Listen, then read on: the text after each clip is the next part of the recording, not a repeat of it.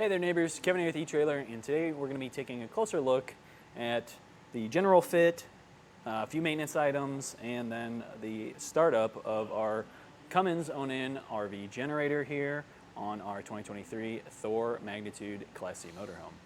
So one thing that might be a overall issue with this is there's only about 3 to 4 inches between the top of our generator and the ceiling here for our little cubby, and the oil fill port and the coolant fill port are kind of blocked, especially by the def inlet here, so you wouldn't really be able to get in there with a hard tubed canister of any kind, so you really have to have a flexible hose to get in there or some kind of fuel pump to actually pump that up into it and fill up your tanks there.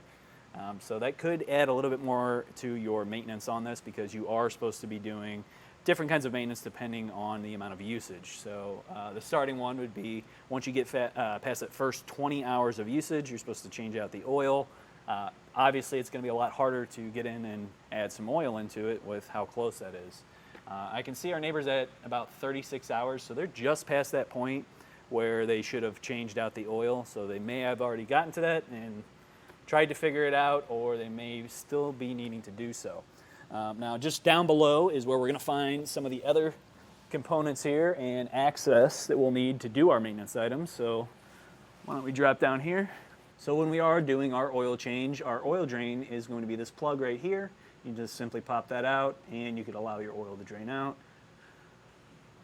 Next to it is a little hatch, which is going to have some pinch clamps on there. You pop that open and that's going to show you your fuel lines. So there's your return and your supply line, and those are both going to have filters on them, so you occasionally would need to change that out. And then above that you can see your oil filter. It's that dark gray right there. That is something where you're probably going to be changing it out quite a bit more often just because of usage. So over here is where our air intake's going to be. We have an air filter right behind this cover. So if we just pop off this wing nut,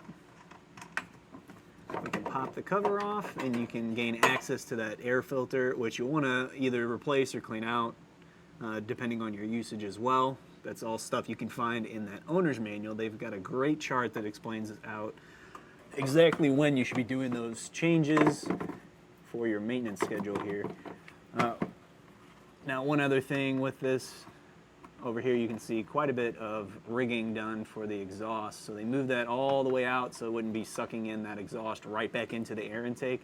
And one thing that people do like to do is, if this is a permanent camper where you're just leaving it at a certain site and not taking it home, or maybe you're in a colder climate and you're still doing this even when you're out on the go, just putting up a skirting or any kind of insulation around the bottom just to kind of hold in that heat from below.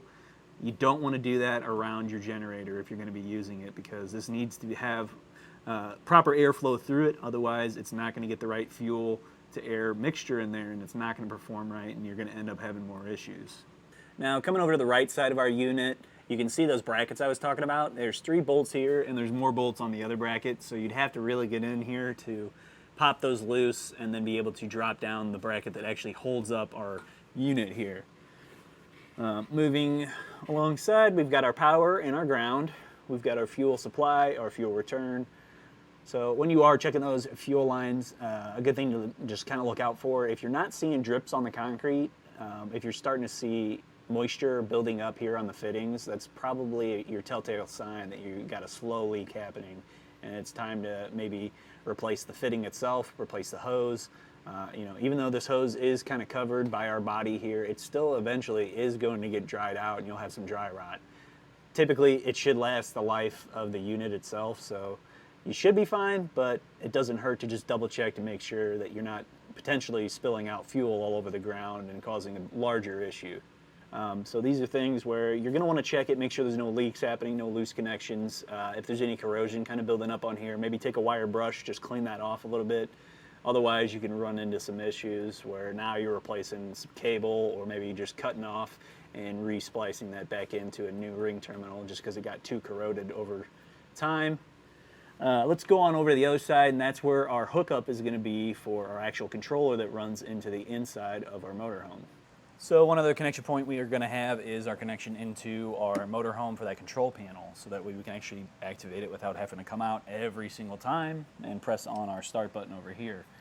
So that is this panel all the way in the back left corner here. There's going to be some screws bolting that down, and it's got a little gasket on the back where the wiring is all coming through.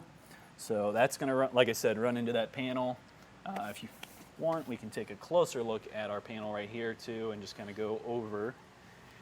They give you a lot of service information on these because they want you to make sure that you are doing that proper maintenance. So it's also going to tell you oil capacity, how much oil you need, what type of oil to use depending on the temperature. That's super important.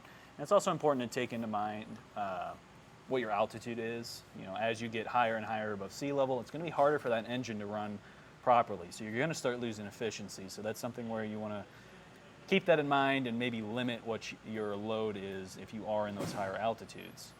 So taking a closer look, we have our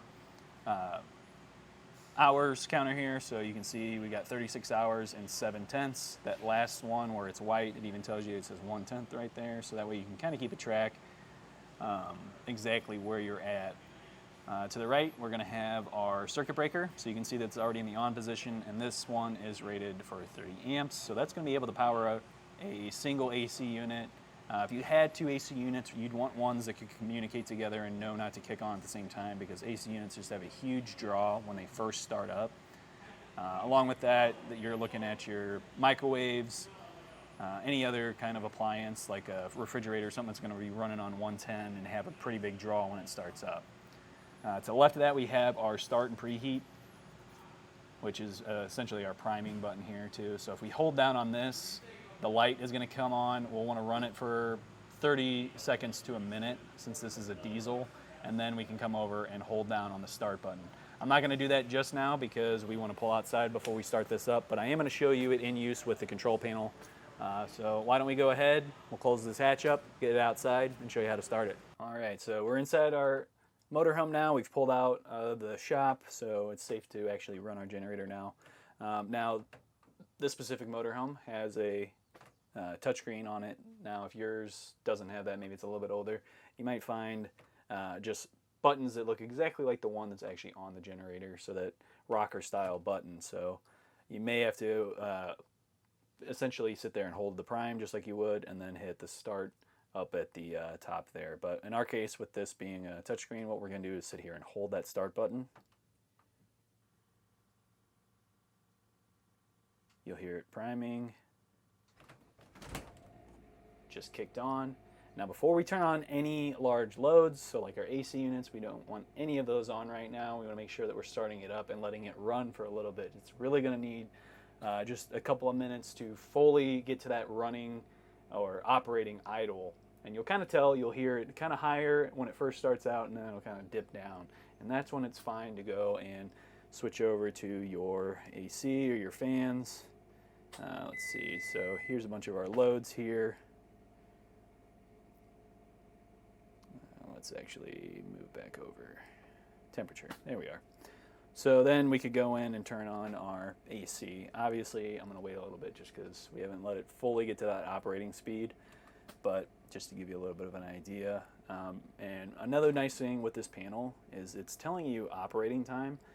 Now, this one's a little bit off. It's saying 16.7 hours, and down there we were at 36, so it can leave me questioning why we have a 20-hour difference. Maybe the generator was running before the panel was installed.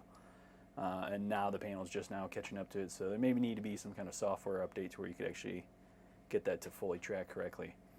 But after we let this run for a little bit and it's safe to turn back off, we're going to hold that stop button. So I'm going to give this a couple minutes, let it get to that operating speed, let it kind of run for a few minutes, and then we'll shut it down.